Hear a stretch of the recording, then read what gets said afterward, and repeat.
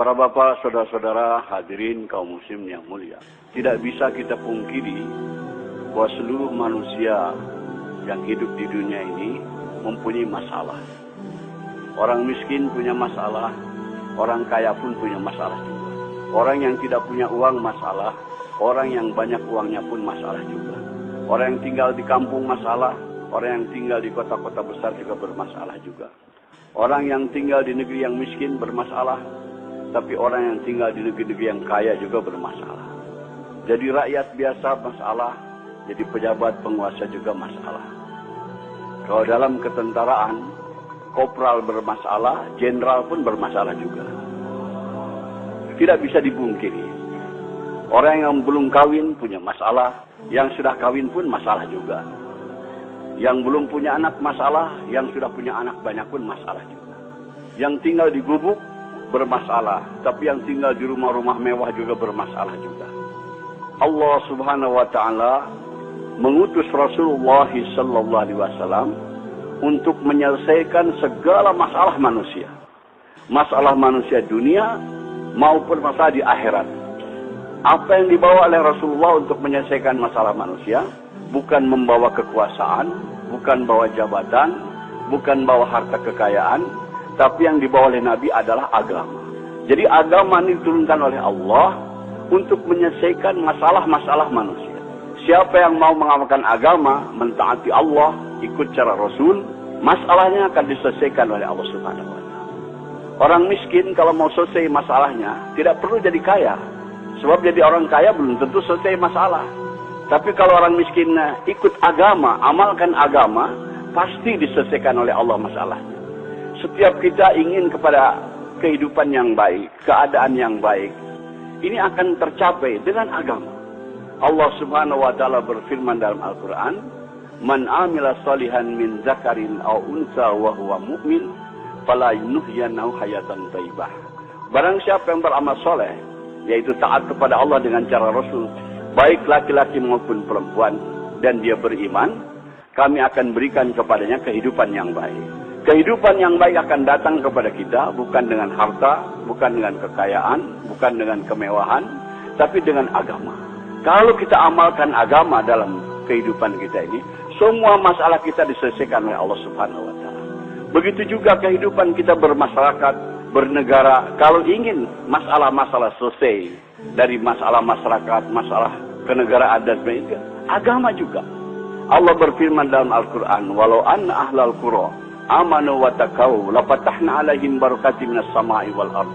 Andai kata penduduk suatu negeri itu iman dan takwa kepada Allah, kami akan bukakan kepadanya pintu keberkahan daripada langit dan bumi. Kemakmuran, kesejahteraan, keamanan akan tercipta dengan agama, dengan taat kepada Allah Subhanahu wa taala. Maka Rasulullah SAW berjuang mati-matian memahamkan kepada umat betapa penting agama ini. Betapa penting agama ini untuk menyelesaikan masalah. Sebab manusia terkeliru, tertipu. Mereka yakin dengan yang zahir.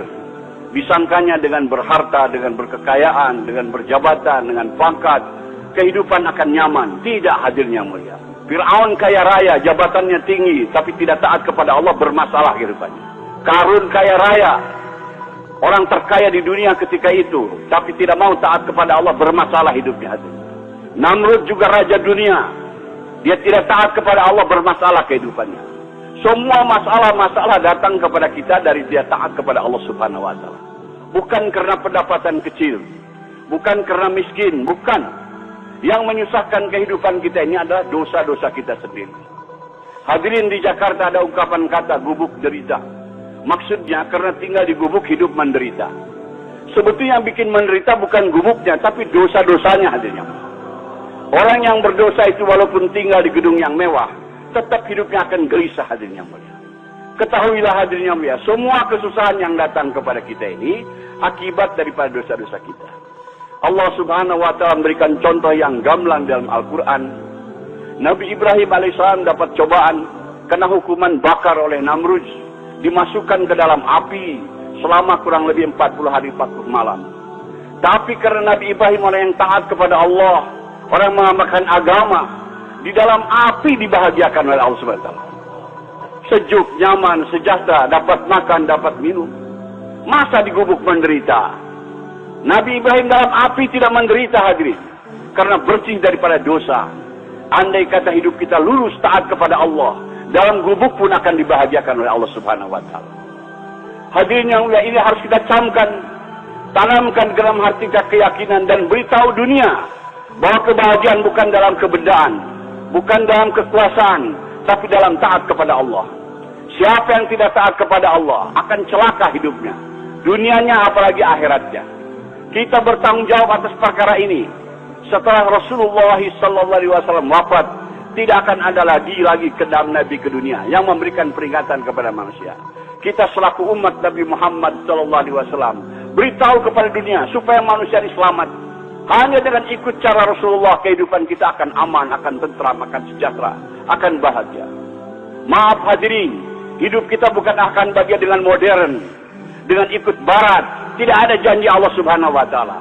Tapi kalau kita ikut cara Rasulullah, janji Allah ada di situ. Allah akan berikan kepada kita kesuksesan, kebahagiaan. Maka kita beritahu perkara ini. Hadirin yang mulia, Allah Subhanahu wa taala berfirman dalam hadis qudsi, "Ya ibadi, ana urid anta turid, wala yaqulu illa ma urid." Wahai hambaku, aku punya keinginan, kamu pun punya keinginan, tapi akan berlaku keinginan aku, kata Allah, bukan keinginan kamu. Wa ilan salam tali fi ma urid, fa kaifatuka fi ma turid. Kalau kamu tunaikan keinginan-keinginan aku, maka aku akan tunaikan segala keinginan-keinginan. Tetapi kamu kalau tidak mau menunaikan keinginan aku akan susahkan engkau dalam menunaikan keinginan-keinginanmu. Dan yang akan berlaku adalah keinginan aku, kata Allah. Jadi hadirin, metode, teknik supaya keinginan-keinginan kita tercapai. Kita ingin bahagia, ingin sejahtera, ingin aman, ingin tentram. Caranya adalah tunaikan keinginan Allah. Tunaikan keinginan Allah. Kalau kita tunaikan keinginan Allah, segala keinginan-keinginan kita akan ditunaikan oleh Allah Subhanahu wa taala. Allah Subhanahu wa taala pencipta kita, pencipta alam semesta semuanya. Dia yang berkuasa, hadirin. Allah berkuasa membahagiakan hambanya walaupun dalam gubuk. Allah berkuasa membahagiakan hambanya walaupun dalam kemiskinan. Allah berkuasa juga menyusahkan hambanya walaupun dalam istana.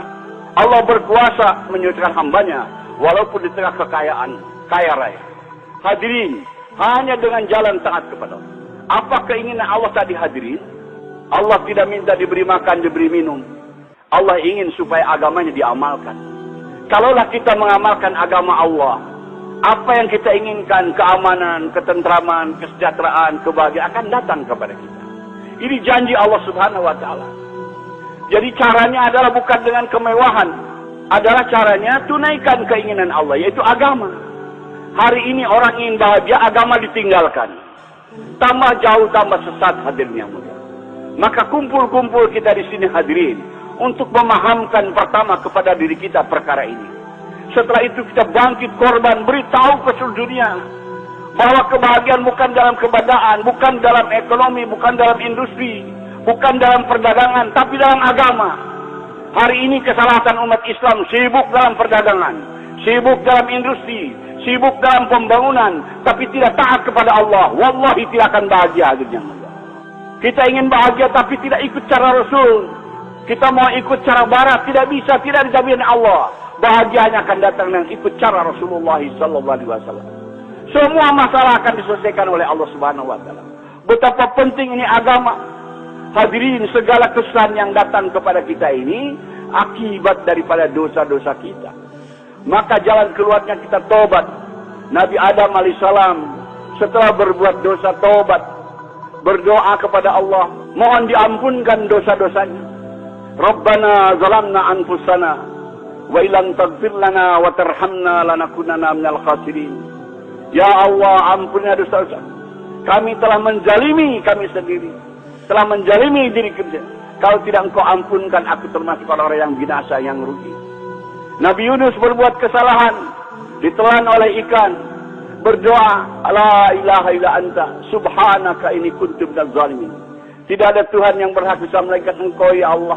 Engkau Maha Suci, aku telah menjalimi diriku sendiri.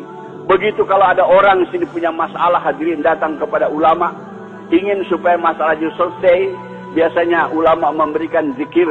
Zikir Nabi Yunus, la ilaha illa anta subhanaka inni kuntu minaz zalimin. Baca sekian ratus. Karena kesusahan-kesusahan yang datang kepada kita ini akibat daripada dosa-dosa kita.